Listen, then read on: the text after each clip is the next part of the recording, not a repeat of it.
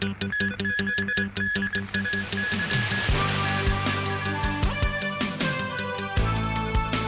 first batch of 5 companies licensed to operate stored value facilities for retail and P2P payments. Ace Rail service disrupted earlier today due to a burst water pipe. And the death toll from a devastating earthquake in Italy rises to almost 250.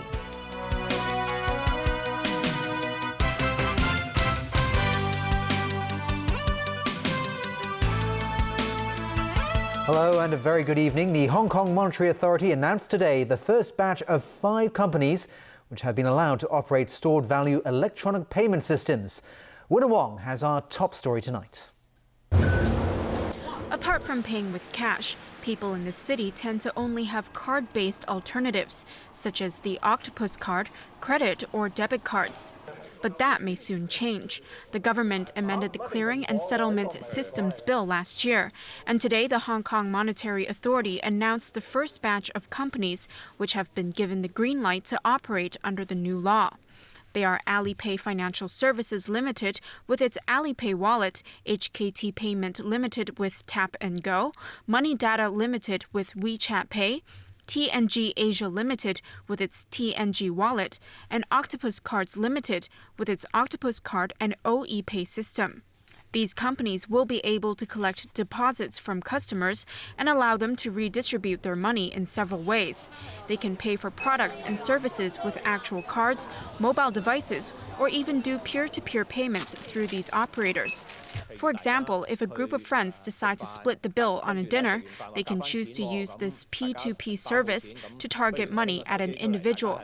The Monetary Authority says it will not set restrictions on paying devices and will leave it to the companies to develop as they wish. However, there will be a limit on the maximum amount of money stored in a device or account that is non-reloadable. For card-based devices, that amount is $3,000. For network-based accounts, it is $8,000. The Monetary Authority says it plans to announce a second batch of operators in November. Out in the streets, vendors and customers alike seem to welcome the idea. This store manager said if the processing fee is lower than bank cards, he may consider switching over. The Alipay Wallet and WeChat Pay allows customers to pay with the tap of the phone. The service is already very popular on the mainland. This Hong Konger says she looks forward to being able to not carry a wallet when she goes out. Winnie Wong, TVB News. Rescue crews in central Italy are in a race against time, looking for survivors of an earthquake that leveled 3 towns yesterday. The death toll has risen to 247, and more than 4,000 are homeless, as the country again anguished over trying to secure its ancient communities that were built on seismic lands. Alan Bookney reports. The strong 6.2 magnitude earthquake struck early Wednesday morning as people slept, razing homes and buildings and buckling roads. In the aftermath, people slept in cars and tents as the earth continued to rumble beneath them, with aftershocks registering more than 5. This woman said there's no way she's stepping back into her house, even if nothing happened to it, because she's too afraid. As civil protection workers continue to search through the rubble, stories of dramatic rescues emerge.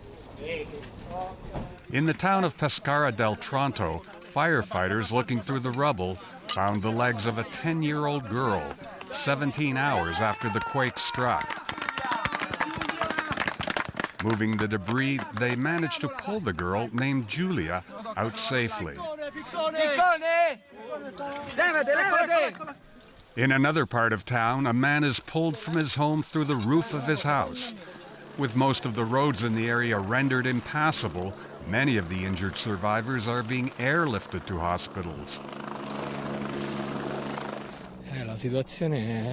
It's a tragedy, says this rescuer. Sometimes we hear voices, we rescue some people, but they are under ruins, and it's not easy because the houses that are still there are going to collapse. While the region is not heavily populated, it is a favorite summer vacation spot.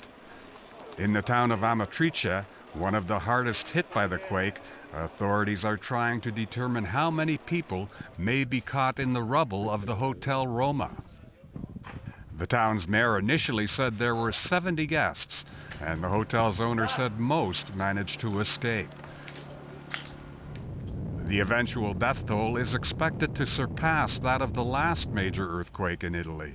More than 300 were killed in 2009 when an earthquake struck the central city of L'Aquila. Alan Buknia, TVB News.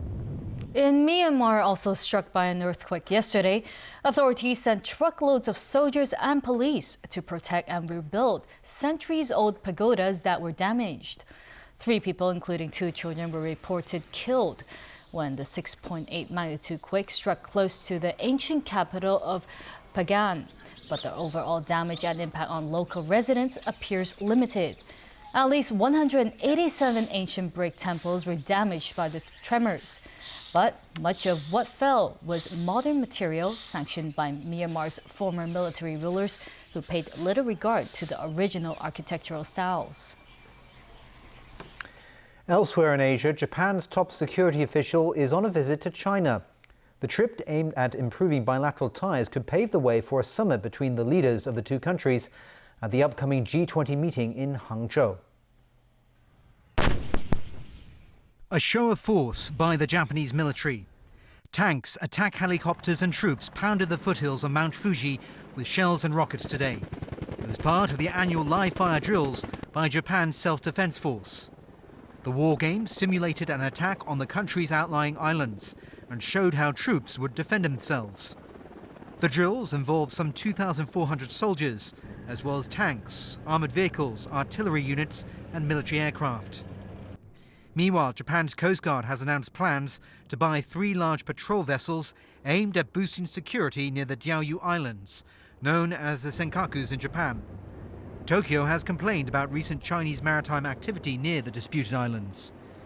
Ways to improve bilateral ties top the agenda as the visiting head of Japan's National Security Council, Shotaro Yachi, met today with top Chinese leaders in Beijing.